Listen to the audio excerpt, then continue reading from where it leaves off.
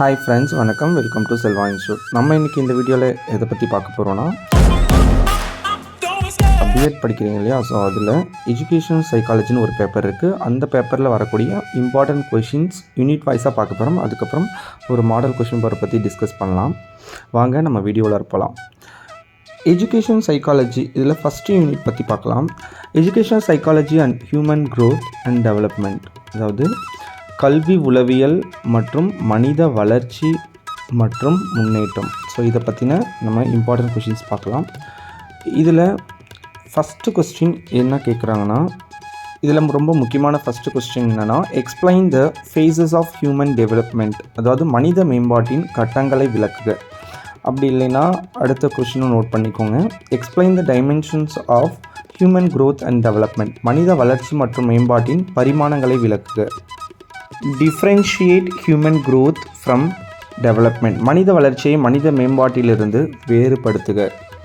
உங்களுக்கு பேசிக்காக கேட்கணும்னா, what is psychology, meaning of psychology, definition of education psychology, அதாவது உளவியல்னால் என்ன, உளவியனுடைய பொருள் என்ன, உளவியனுடைய வரையறைகளை பற்றி சொல்லணும், கல்வி உளவியலை பற்றி வரையறைகளை பற்றி எடுத்துரைக்க. ஸோ இந்த மாதிரியான கொஷின்ஸ் கேட்கலாம். இதுக்கப்புறம் இதனுடைய ஸ்கோப் அண்ட் சிக்னிஃபிகன்ஸ், அதாவது வளர்ச்சி மற்றும் முக்கியத்துவம், இதுவும் கண்டிப்பாக கேட்பாங்க. ஸோ இந்த dimension of human growth and டெவலப்மெண்ட்டில் physical, cognitive, emotional, social, moral இதெல்லாம் நீங்கள் எழுதணும். இதுக்கப்புறம் நீங்கள் 5 மார்க்லாம் இதில் எல்லாமே நீங்கள் டைமென்ஷனில் ஒன்று ஒன்றா கூட தனியாக கேட்கறதுக்கு சான்சஸ் இருக்குது. இப்போ ஃபார் எக்ஸாம்பிள் ஃபிசிக்கல் இல்லை காக்னிட்டிவ் இல்லை எமோஷ்னல் இந்த மாதிரி தனித்தனியாக கூட செப்பரேட்டாக கேட்கலாம். அதுக்கப்புறம் இதுலேயே சைல்டுஹுட் அண்ட் அடலசன்ஸ், இன்ஃபான்சி இருக்குல்ல, இது கூட 5 மார்க்ஸு, இதையும் டிஃப்ரென்ஷியேட் பண்ணி கேட்கறதுக்கு சான்சஸ் இருக்குது. ஸோ அதனால் 10 மார்க்ஸ்க்கு என்னெல்லாம் படிக்கிறீங்களோ அதில் ஒரு பார்ட் 5 மார்க்கும் நீங்கள் படிச்சுக்கோங்க. இது எல்லாமே 1 மார்க்லேயும் படிச்சுக்கோங்க. இது வரைக்கும் இதெல்லாம் ரொம்ப முக்கியமானது. அடுத்து யூனிட் 2 பற்றி பார்க்கலாம். யூனிட் 2ல் அட்டென்ஷன், பெர்செப்ஷன் அண்ட் மெமரி. அட்டென்ஷன்னா கவனம், பெர்செப்ஷனா புலன்காட்சி அண்ட் மெமரினா நினைவு. இந்த செகண்ட் யூனிட்டில் ஒரு சில கொஷின்ஸ் நம்ம பார்க்கலாம். முக்கியமான questions. Describe errors in perceptions, புலன்காட்சியில் ஏற்படும் பிழைகள் பற்றி விளக்குகள். ரெண்டாவது, explain the types of memory, நினைவு இவற்றின் வகைகளை பற்றி விளக்குக. Describes the laws of perception, புலன்காட்சியின் விதிகளை பற்றி விளக்குக. அடுத்து அட்டென்ஷன் கவனம், அதனுடைய பொருள், அதனுடைய நேச்சர், அதனுடைய தன்மை, கவனத்தினை தீர்மானித்தல், டிட்டர்மினன்ட்ஸ் ஆஃப் அட்டென்ஷன். நெக்ஸ்ட்டு சென்சேஷனுக்கும் பெர்செப்ஷனுக்கும் என்ன டிஃப்ரென்ஸ் அப்படின்றதையும் கேட்பாங்க. மெமரியை டெவலப் பண்ணுறதுக்கான ஸ்ட்ராட்டஜிஸ் என்ன அப்படின்றதையும் கேட்பாங்க. இதெல்லாம் முக்கியமான கொஷின்ஸ். அடுத்து நம்ம தேர்ட் யூனிட்டை பற்றி பார்க்கலாம்.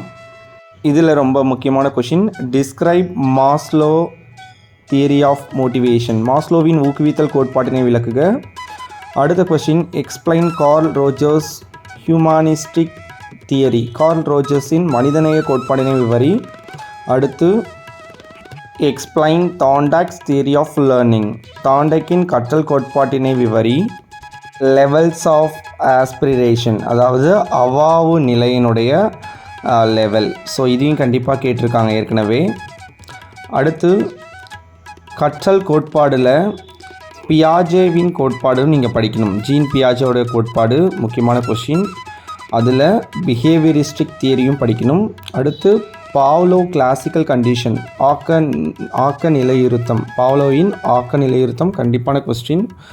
இதுவுமே 10 மார்க்ஸில் கேட்பாங்க. ஸ்கின்னருடைய செயல்படு ஆக்க நிலையுறுத்தம், ஸோ இதையும் கேட்பாங்க. ஸ்கின்னர்ஸ் ஓபேரண்ட் கண்டிஷனிங், அதாவது எப்பயுமே கொஸ்டின் பொறுத்தளவுக்கு மோட்டிவேஷன் அண்ட் லேர்னிங்கில், அதாவது ஊக்கம் மற்றும் கற்றல், இதில் முக்கியமான கொஸ்டின் பார்த்தீங்கன்னா பியாஜே, ஸ்கின்னர், பாவ்லோ, கார்ல் ரோஜர்ஸ், அடுத்து மாஸ்லோ, இந்த 5த்தில் கம்பல்சரி ஏதாவது ஒன்று இருக்கும். இது இல்லாமல் கொஸ்டினே வந்தது கிடையாது. இதுதான் மேஜர் கொஷின்ஸ். அதனால் இது 5மே நீங்கள் படிச்சுட்டு போங்க. இதை தாண்டி எல்லாமே 1 மார்க்லேயும் படிச்சுட்டு போங்க. இதெல்லாம் முக்கியமான கொஷின்ஸ்.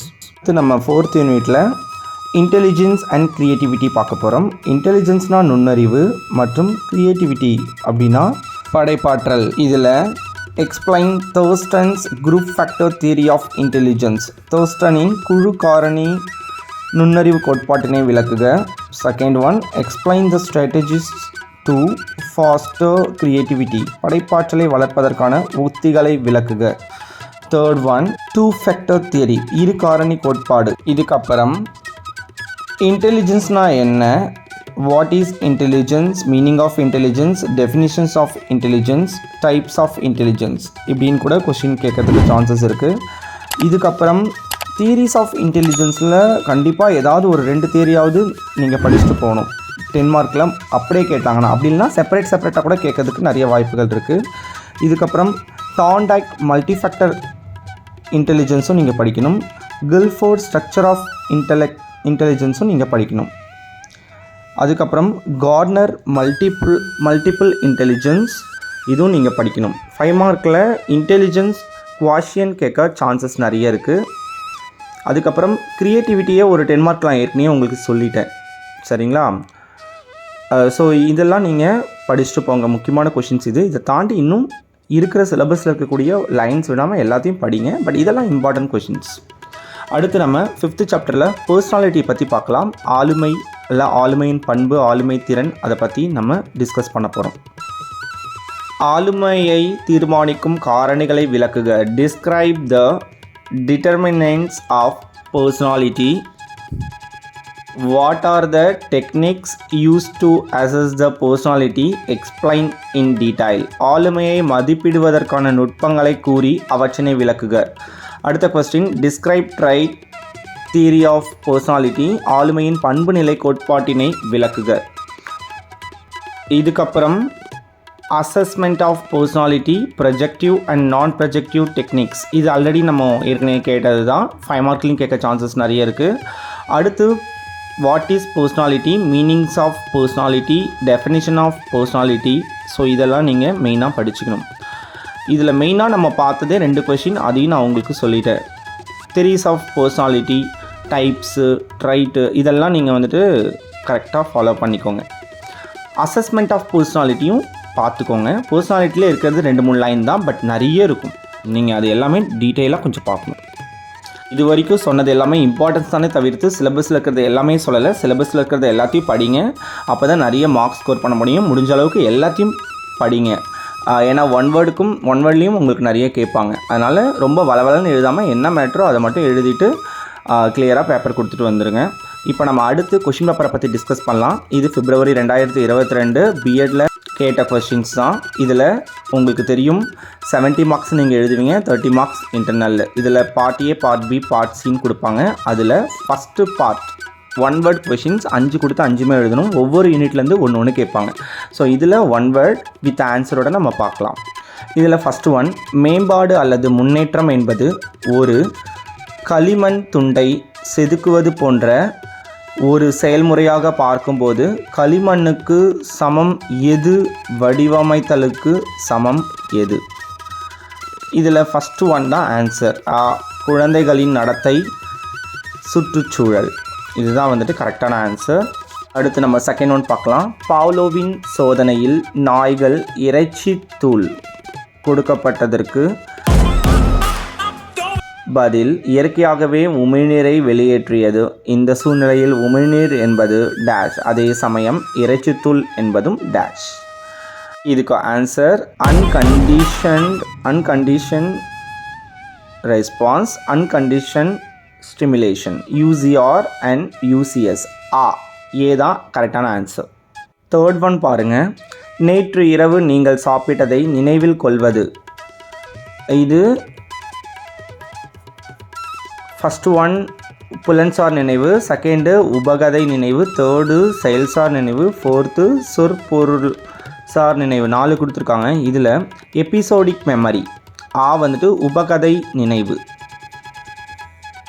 இதுதான் கரெக்டான ஆன்சர். ஃபோர்த் ஒன், பல்பொருள் நுண்ணறிவு கோட்பாட்டினை வழங்கியவர் யார்?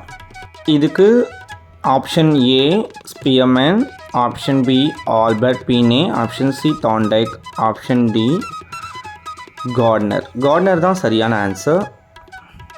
ஃபோர்த் ஒனுக்கு கார்ட்னர் தான் சரியான ஆன்சர். அடுத்து 5th ஒன், ஆளுமையின் எந்த பகுதி தார்மீக லட்சியங்களுக்கு இணங்க செயல்பட தூண்டுகிறது? இதுக்கு வந்துட்டு ஆன்சர் மேனிலை. சரிங்களா? அதாவது சூப்பர் ஈகோ அப்படின்னு சொல்லுவாங்க. ஸோ இது வரைக்கும் ஒன் வேர்ட்லாம் முடிஞ்சது. அடுத்து நம்ம பார்ட் பியில் 5 மார்க் கொஷின்ஸ் பார்க்க போகிறோம். இதில் 5 கொஷின் கொடுத்துருக்காங்க. ஒவ்வொரு யூனிட்லேருந்து ஒவ்வொரு கொஷின் கேட்குறாங்க. அதிலிருந்து நீங்கள் 3 மட்டும் கரெக்டாக எடுத்து எழுதணும். சரிங்களா? ஃபஸ்ட்டு 6th ஒன் பார்க்கலாம். மனித வளர்ச்சியை மனித மேம்பாட்டிலிருந்து வேறுபடுத்துக. Differentiate human growth from development. 7th describe the laws of perception. புலன்காட்சியின் விதிகளை விளக்குக அல்லது விவரி. 8th explain Thorndike's theory of learning. தாண்டாக்கின் கற்றல் கோட்பாட்டினை விவரி. 9th one explain 2 factor theory of intelligence. இரு காரணி நுண்ணறிவு கோட்பாட்டினை விளக்குக. 10th one describe the determinants of personality. ஆளுமையை தீர்மானிக்கும் காரணிகளை விளக்குக. அடுத்து பார்ட் சி. இது 10 மார்க் கொஷின். 5 கொஷின் கேட்பாங்க. எய்தர் ஆர் டைப்பில் இருக்கும். ஒவ்வொரு யூனிட்ல இருந்தும் 2 கொஸ்டின்ஸ் வரும். அதில் ஏதாவது நீங்கள் ஒன்று எழுதுனா போதும். இதில் பாருங்கள். 11th one. ஃபர்ஸ்ட் ஒன் மனித வளர்ச்சி மற்றும் மேம்பாட்டின் பரிமாணங்களை விளக்குக. Explain the dimensions of human growth and development. Either or டைப்பில் மனித மேம்பாட்டின் கட்டங்களை விளக்குக. Explain the phases of human development. அடுத்து 12th one explain the types of memory. நினைவு இவற்றின் வகைகளை விளக்குக. அடுத்து புலன்காட்சியில் ஏற்படும் பிழைகள் பற்றி விளக்குக. Describe errors in perceptions. இதில் நீங்கள் நினைவுன்னு கேட்குறாங்கன்னா ஃபஸ்ட்டு நினைவுனா என்னது, அதுக்கான டைப்ஸ்லாம் என்னன்னு சொல்லிட்டு தான் நீங்கள் விளக்க ஆரம்பிக்கணும், தவிர்த்து டைரெக்டாக வெறும் டைப்ஸை மட்டும் சொல்லக்கூடாது. 13th கொஸ்டின் மாஸ்லோவின் ஊக்குவித்தல் கோட்பாட்டினை விளக்குக. Describe Maslow's theory of motivation. அடுத்து அதுலேயே Carl Rogers. Explain Carl Rogers humanistic theory. Carl ரோஜர்ஸின் மனிதநேய கோட்பாட்டினை விவரிக்க. 14th அதில் ஃபஸ்ட் ஒன் தோஸ்டனின் குழு காரணி நுண்ணறிவு கோட்பாட்டினை விளக்குக. Explain Thurstone's group factor theory of intelligence. அப்படி இல்லைன்னா explain the strategies to foster creativity. படைப்பாற்றலை வளர்ப்பதற்கான உத்திகளை விளக்குக. 15th describe trait theory of personality. ஆளுமையின் பண்பு நிலை கோட்பாட்டினை விளக்குக. இந்த பர்சனாலிட்டியில் மொத்தம் 3 டைப்ஸ் இருக்குது. அதையும் போய் பாருங்கள். அதில் இருக்கிறது எல்லாத்தையும் படிங்க. அதுலேருந்து ஏதாவது ஒன்று வரும். அடுத்து ஆளுமையை மதிப்பிடுவதற்கான நுட்பங்களை கூறி அவற்றினை விளக்குக. இது கடைசி one. What are the techniques use to assess the personality. Explain in detail. So எல்லாத்தையுமே கரெக்டாக எழுதுங்க. எல்லாருக்குமே ஆல் த வெரி பெஸ்ட் எக்ஸாமுக்கு. எல்லோரும் நல்லா எழுதுங்க. கூடுமான அளவுக்கு 10 மார்க்ஸ்லாம் 6லேருந்து 7 பேஜஸ் எழுதுங்க. குறிப்பிட்ட மேட்டர்ஸ் மட்டும் எழுதுனீங்கன்னா போதுமானது. சைடு ஹெட்டிங்லாம் கொடுத்து அதுக்கப்புறம் 5 மார்க்ஸ்னால் ஒரு 1 or 2 பேஜஸ் நீங்கள் எழுதிங்கன்னா போதும். அதுலேயே உங்களுக்கு கொடுத்துருப்பாங்க. அதுக்கேற்ற இன்ஸ்ட்ரக்ஷன் நீங்கள் ஃபாலோ பண்ணி நீங்கள் எழுதுங்க. நம்மளுடைய சேனலை பிடிச்சிருந்தா சப்ஸ்கிரைப் பண்ணி பாருங்கள். நீங்கள் ஃபஸ்ட் டைமாக பார்க்குறீங்கன்னா ஒரு லைக் ஒன்று கொடுத்துட்டு போங்க. எஜுகேஷன் சம்மந்தமான நிறைய வீடியோஸ் இதுக்கு மேலே வரவிருக்கு. தேங்க்யூ.